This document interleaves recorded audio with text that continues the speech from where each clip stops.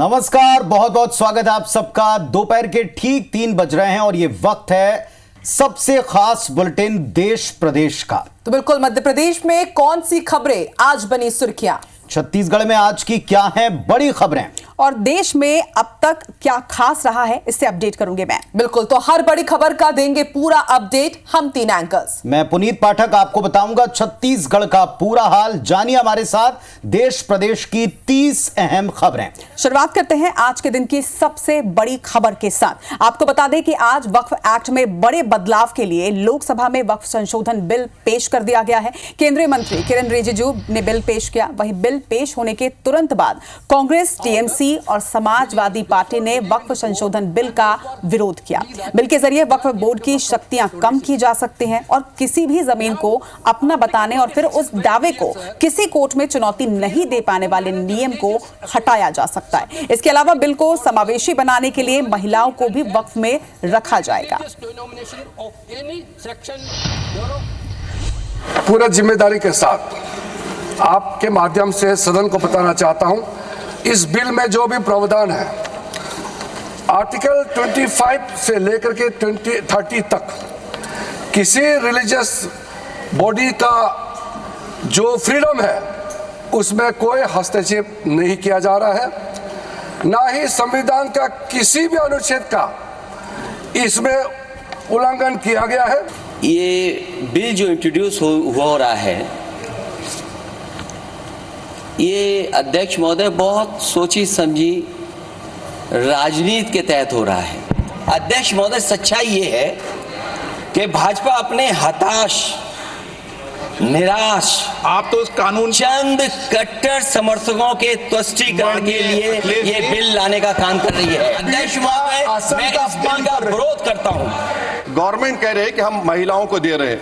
मुझे यकीन है कि आप बिल्किस बानो को और जकिया जाफरी को मेंबर बनाएंगे, मुझे यकीन है। मैं आपसे जानना चाह रहा हूं सर कि ये जो आप बिल ला रहे हैं, आप देश को बांटने का काम कर रहे हैं, जोड़ने का काम नहीं कर रहे हैं। आप दुश्मन हैं मुसलमानों के, उसका सबूत ये बिल है। तो आज आपने देखा किस तरह से केंद्र कानून मंत्री ने वक्फ संशोधन बिल पेश कर दिया है और विपक्ष की तीखी प्रतिक्रिया इसमें देखने को मिली है। और आज 3:30 बजे मुद्दा गरम है, इसी पर हमारा आप खास डिबेट शो जरूर देखिए। चलिए, तो देश की इस बड़ी खबर के बाद अब रुख कर लेते हैं मध्य प्रदेश की खबरों का। खबर एमपी से है, जहां कांग्रेस ने पीसीसी दफ्तर में शाम 6 बजे के बाद एंट्री पर रोक लगा दी है। वहीं रविवार को कांग्रेस कार्यालय बंद रहेगा। इसे लेकर पीसीसी के तीनों गेटों पर बाकायदा बोर्ड लगाया गया। वहीं इस अजीबोगरीब फैसले के बाद एक तरफ जहां संगठन जवाब देने से बच रहा है, वहीं दूसरी तरफ कांग्रेस के ही 2 प्रवक्ता खुद इस फैसले से असहमत नजर आए। कांग्रेस प्रवक्ता अमित शर्मा और विवेक त्रिपाठी ने बोर्ड ही उखाड़ दिया। अब इस पूरे मामले में सियासत भी शुरू हो गई है। पीडब्ल्यूडी मंत्री राकेश सिंह ने तंज कसते हुए कहा है कि पीसीसी के जिम्मेदारों ने शाम 6 बजे के बाद की चिंता की है, क्योंकि कांग्रेस के कल्चर को जानने वाले इस बात को स्वाभाविक मानते हैं, लिहाजा कार्यकर्ताओं की एंट्री का समय निर्धारित किया गया होगा। नहीं, उन्होंने चिंता की है शाम को 6 बजे के बाद की, तो कांग्रेस के कल्चर को जानने वाले लोग इस बात को स्वाभाविक मानते हैं। तो दरअसल ये एक तंज कसा गया है आकांक्षा कि पीसीसी में शाम को 6 बजे के बाद क्या होता है, ऐसी गतिविधियों की तरफ इशारा छोड़ दिया बीजेपी ने, तंज कसते हुए कि शाम को 6 बजे के बाद की चिंता इस बोर्ड में है।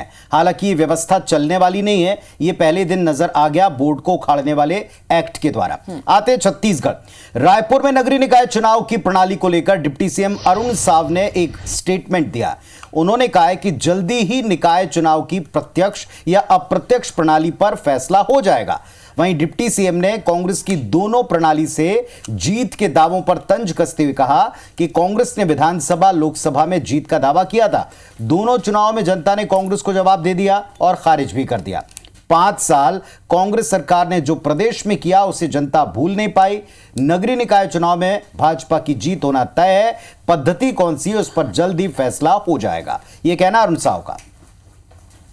आज ही बहुत जल्दी इस पर अंतिम निर्णय होगा और आपको बताएंगे, लेकिन सरकार के लेवल पर हमारी जो नगरीय निकाय चुनाव की तैयारियां तेज गति से चल रही है। अब यही दावा तो उन्होंने विधानसभा चुनाव में किया था, 72 पार का नारा दिया था। कांग्रेस ने 5 साल में जिस प्रकार से छत्तीसगढ़ और छत्तीसगढ़ वासियों के साथ अन्याय किया है, जनता का आशीर्वाद भारतीय जनता पार्टी को मिलेगा, क्योंकि हमने जो कहा है वो कर रहे हैं।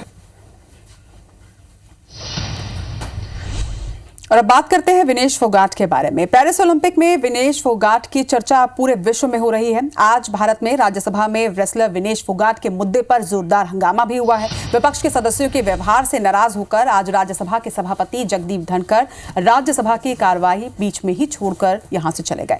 दरअसल चर्चा के दौरान टीएमसी सांसद डेरिक ओब्रायन तेज आवाज में अपनी बात को रख रहे थे, जिस पर सभापति जगदीप धनखड़ ने नाराजगी भी जताई। उन्होंने ये भी कहा कि सदन के कई सीनियर पॉलिटिशियंस हैं, लेकिन उनकी मौजूदगी में पार्टी के सदस्य चेयर का अपमान कर रहे हैं। ये उनका नहीं बल्कि इस पद का अपमान है। साथ ही उन्होंने ये भी कहा कि वे खुद को इस वक्त सहज महसूस नहीं कर रहे। विपक्ष के व्यवहार पर बीजेपी सांसद जेपी नड्डा ने भी अपनी बात रखी और कहा कि विपक्ष ने संसदीय मर्यादा का उल्लंघन किया है।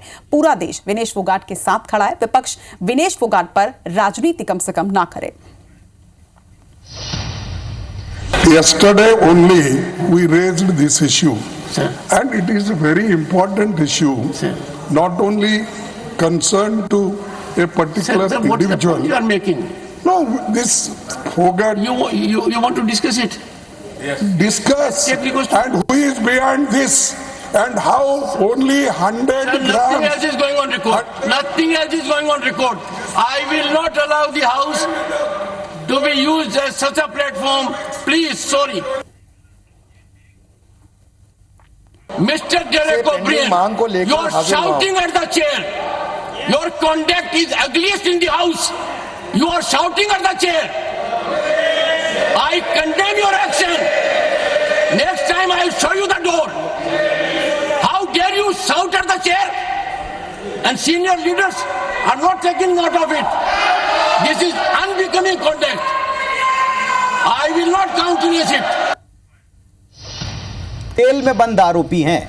जेल प्रहरी उनको अय्याशी करवाते नजर आए हैं। धान घोटाला का मुख्य आरोपी रोशन चंद्राकर पिछले दिनों जेल प्रहरी इसे इलाज के नाम पर न केवल बाहर लाए, होटल वेनिंगटन कोर्ट लेकर गए, जहां उसकी मुलाकात जेल प्रहरी ने आरोपी के पत्नी, बच्चे और बाकी लोगों से करा दी।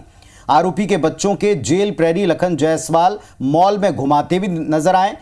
धान घोटाले का मुख्य आरोपी रोशन चंद्राकर है। ईडी की जांच का मुख्य आरोपी है। आरोपी जिस होटल में रुका था वो अनवर ढैबर का होटल है।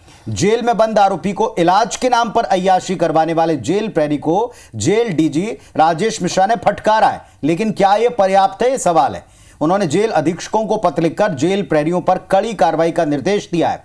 लेकिन यह तो एक मामला है जो कैमरे में कैप्चर हो गया, पहचान में आ गया और IBS 24 आपको उजागर करके दिखा रहा है। जाने कितने ऐसे अपराधी होंगे या आरोपी होंगे जिनको कोर्ट की कार्रवाई के दरमियान इस तरह अय्याशी करवाई जाती है।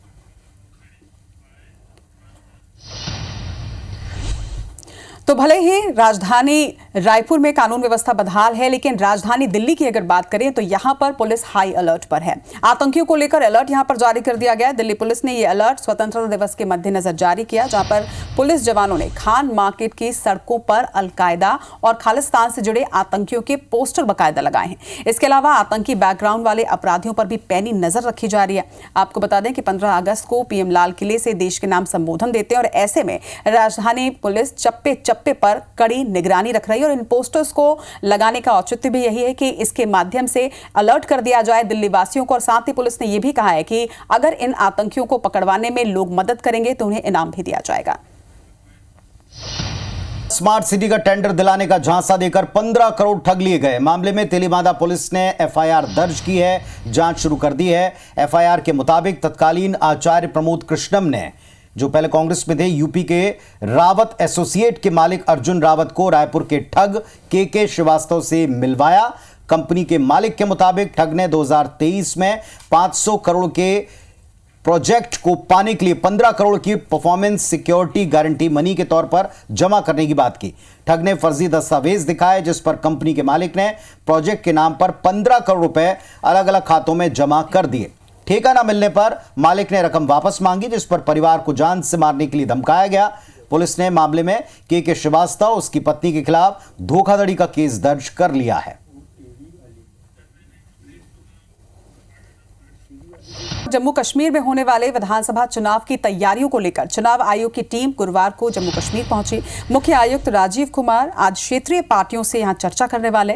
वहीं इस बैठक में नेशनल कॉन्फ्रेंस, पीडीपी, कांग्रेस के नेताओं से बातचीत होगी, जिसके इलेक्शन कमीशन, पुलिस और सुरक्षा बल के अधिकारियों के साथ भी बैठक होगी। वहीं बैठक के बाद 9 अगस्त को इलेक्शन कमीशन एक प्रेस कॉन्फ्रेंस करके सारी जानकारियां साझा करेंगे। इधर मध्य प्रदेश में निवेश को बढ़ावा देने के लिए सीएम डॉक्टर मोहन यादव बेंगलुरु दौरे पर हैं और आज उनका ये दूसरा दिन है। सुबह सीएम ने दिग्गज उद्योगपतियों से 1-to-1 चर्चा की। इसके बाद सभी उद्योगपतियों के साथ इंटरैक्शन सेशन हुआ। इसके बाद उद्योगपतियों को संबोधित करते हुए उन्होंने कहा कि कर्नाटक और मध्य प्रदेश के बीच व्यापार व्यवसाय के लिए वो आए हैं। आईटी सेक्टर, एनर्जी, माइनिंग जैसे क्षेत्रों में बड़ी संभावनाएं हैं, लिहाजा इन सेक्टर्स के निवेशकों ने प्रदेश में निवेश को लेकर बड़ा उत्साह दिखाया है। उन्होंने उद्योगपतियों को हर संभव मदद का भरोसा भी दिया। तो इधर रायपुर में मुख्यमंत्री निवास के ऊपर जनदर्शन कार्यक्रम का आयोजन हुआ। सुबह 11 से दोपहर 2 बजे तक का वक्त है, जिसमें मुख्यमंत्री विष्णुदेव साय जनता के बीच में जनता की समस्याओं को सुन रहे हैं, अधिकारियों को निर्देशित कर रहे हैं। जनदर्शन में सीएम ने तिरंगा लहराया, साथ ही जो लोग जनदर्शन में पहुंचे उन लोगों को तिरंगे भी बांटे। तिरंगे के लिए लोगों ने भारत माता की जयकार के नारे के साथ स्वीकार किया और यह अभियान पूरे प्रदेश में चल रहा है।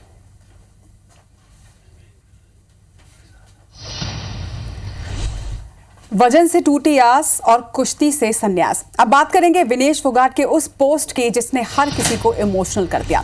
भारत के स्टार रेसलर विनेश फोगाट ने संन्यास का ऐलान कर दिया। सोशल मीडिया में पोस्ट करके उन्होंने संन्यास का ऐलान किया है। विनेश ने मां को संबोधित करते हुए अपने इस पोस्ट में लिखा कि मां, मैं हार गई, कुश्ती जीत गई। आपका सपना, मेरी हिम्मत सब टूट चुकी है। अब इससे ज्यादा ताकत नहीं रही। आप सबकी हमेशा ऋणी रहूंगी। माफी चाहती हूं। अलविदा कुश्ती 2001 से 2024। यानी इस पोस्ट के माध्यम से उन्होंने जनता का आभार भी जताया और साथ ही अपने कुश्ती के सफर को इस पोस्ट के साथ अलविदा कहा। इधर इंदौर में कलेक्टर की गठित कमेटी ने यातायात बाधित करने वाले सड़क किनारे खड़े वाहनों और बसों के खिलाफ बड़ी कार्रवाई की है। राजस्व, नगर निगम, जिला प्रशासन और परिवहन विभाग की टीम ने संयुक्त रूप से अलग अलग स्थानों से 6 बसों को जब्त किया और बस संचालकों के कार्यालय को सील कर दिया है। इधर बिलासपुर हाईकोर्ट ने रायपुर नगर निगम के महापौर एजाज ढेबर की याचिका पर सुनवाई की। राज्य शासन को नोटिस देकर जवाब मांगा। रायपुर नगर निगम के वार्डों के परिसीमन के लिए नगर निगम और जिला प्रशासन की अपनाई गई प्रक्रिया को चैलेंज करते हुए मेयर एजाज ढेबर ने हाईकोर्ट में याचिका लगा दी है। परिसीमन की प्रक्रिया पर रोक लगाने और पूर्व की तरह चुनाव करवाने की मांग इस याचिका में है। राज्य शासन ने जवाब पेश करने के लिए वक्त मांगा है। कोर्ट ने 2 सप्ताह दिए हैं। अगली सुनवाई का समय तय हो चुका है।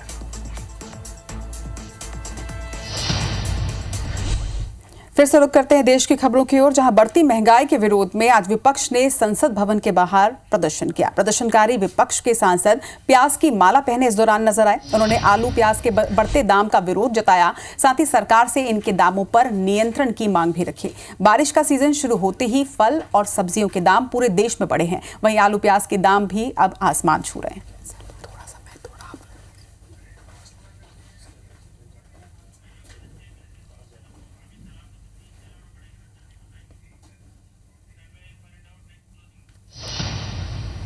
तो आज मध्य प्रदेश की बड़ी खबरें क्या रही, ये मैंने आप तक पहुंचाया और छत्तीसगढ़ का हाल मैंने बताया।